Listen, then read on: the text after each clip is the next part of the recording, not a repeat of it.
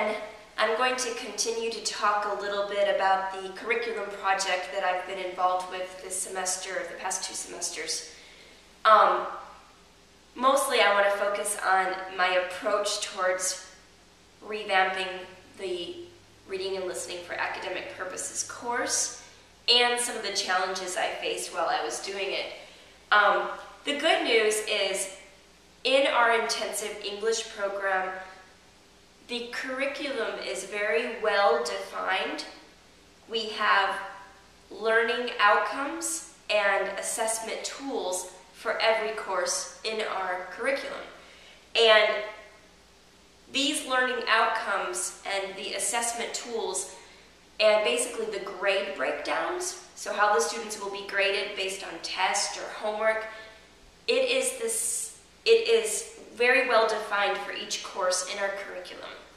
So even if you have 2 teachers teaching the same course, they both use the same learning outcomes, the same assessment tools, and the grade breakdowns are the same, and that is all described on the course syllabus. Now, from what I've learned from some of your postings and the discussions and from the conversations I've had with other teachers from Iraq, is that maybe the definition of syllabus is a little different in our different contexts. In the intensive English program, when we say syllabus, we are talking about a document for this course that I redesigned.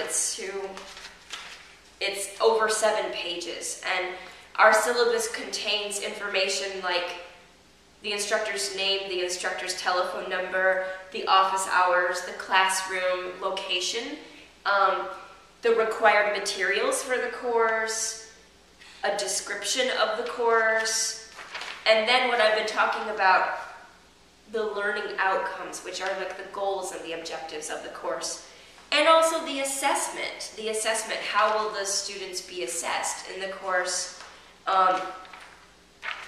We have a description of the course materials, the readings, the vocabulary, the lectures, and then teachers also customize the syllabus according to their own policies and their own standards.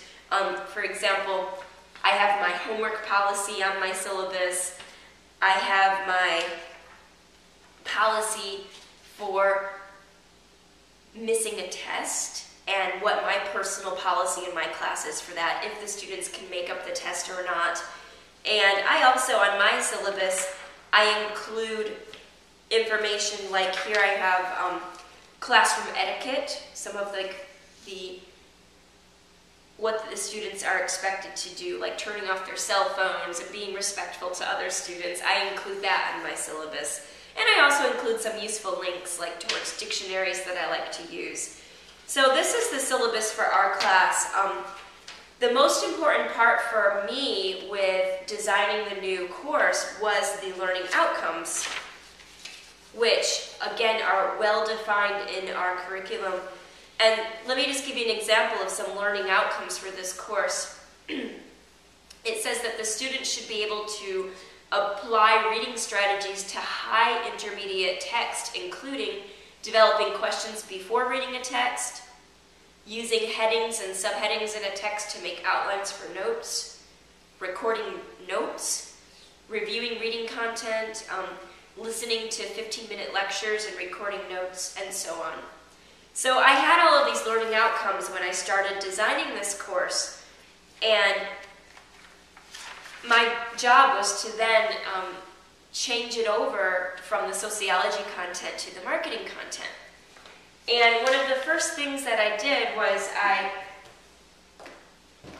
used some marketing textbooks, and I had grabbed some from publishers. I got some marketing textbooks, and I started looking through them, and that was my first job, was really deciding the chapters or the content that I wanted to cover.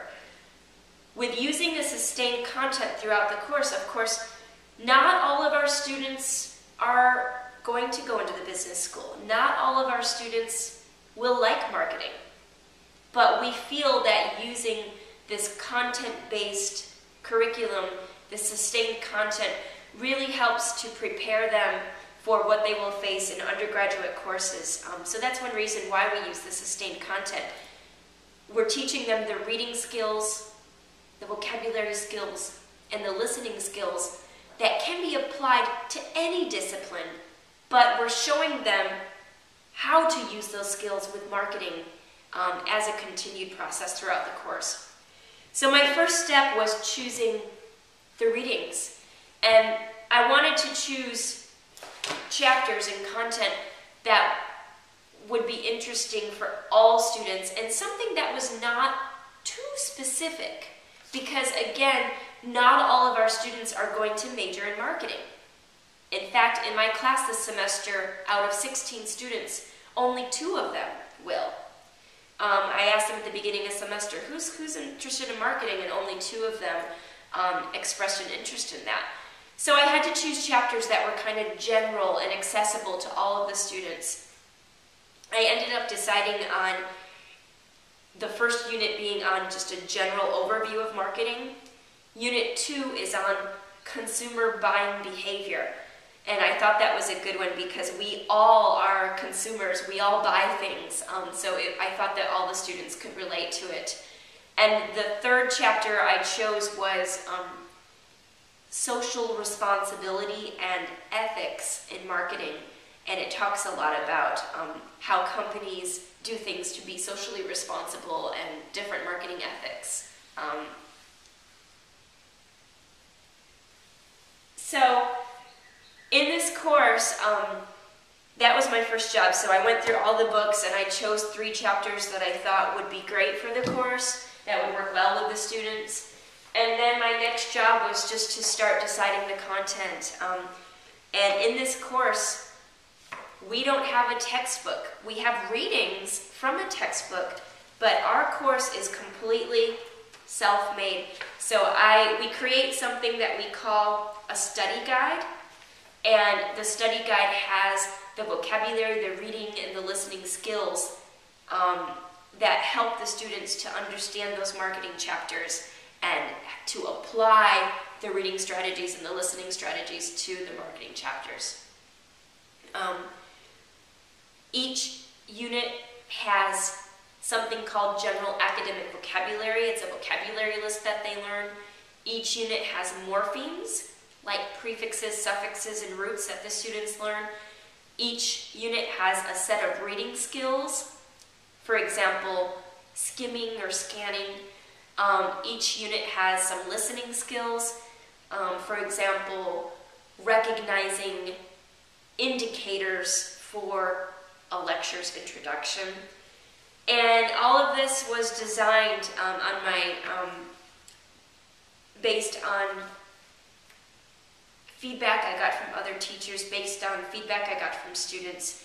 I also went and I actually met with a marketing professor at Georgia State to make sure that what I'm designing really will help the students for what will be required of them when they enter undergraduate programs.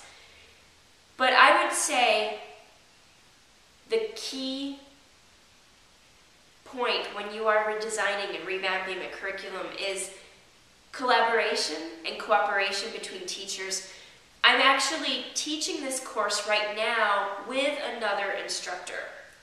And at the same time, even though the materials are already designed, we have been changing and redesigning and modifying the materials constantly because we're using them in the class and we're talking together.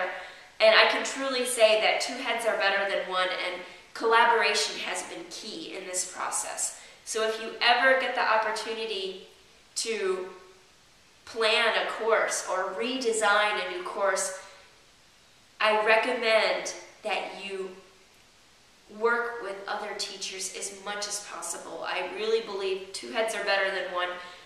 This other teacher and I, she's actually my office mate too. I share an office with her. We talk every single day about ways to make this course better. And I believe that it has become a much better course because of this collaboration. I've also talked to other instructors about what they think about this activity. I've given my study guide to other teachers and I've said, look at the study guide, what do you think of this activity? Can you give me some feedback? And really sharing ideas